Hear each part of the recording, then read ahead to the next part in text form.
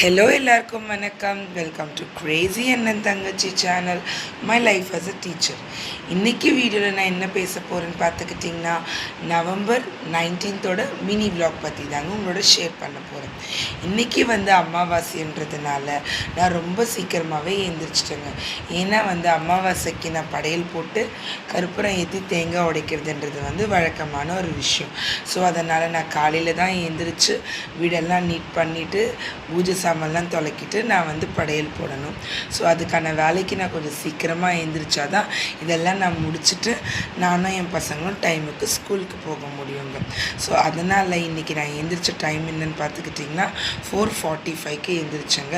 அதுலேருந்து பொறுமையாக வேலையெல்லாம் முடித்து 7:30க்கு நாங்கள் வீட்டிலேருந்து கிளம்பிட்டோம். ஸோ வாங்க என்னோடய லஞ்ச் பாக்ஸ் மெனு என்னென்னு பார்க்கலாம்.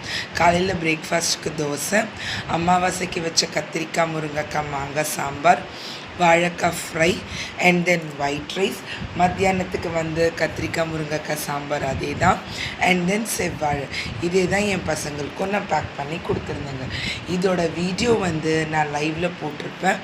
அந்த லைவ் வீடியோ என்னோடய சேனலில் இருக்கும், மறக்காமல் போய் பாருங்கள்.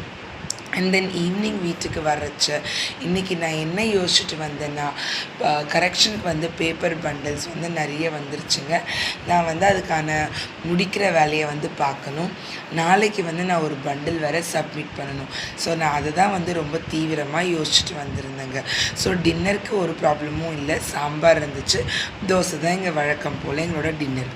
ஸோ இவ்வளோ நேரம் என்னோடய வீடியோவை பொறுமையாக பார்த்ததுக்கு ரொம்ப ரொம்ப பெரிய தேங்க்ஸுங்க. நான் எப்போவும் சொல்கிற மாதிரி தான், எப்பவும் கேட்குற மாதிரி தான் என் சேனலுக்கு மறக்காமல் சப்போர்ட் பண்ணுங்கள். உங்களோட ஒரு லைக்கும் சப்ஸ்கிரைபும் எனக்கு மிகப்பெரிய மோட்டிவேஷனாக இருக்கும்.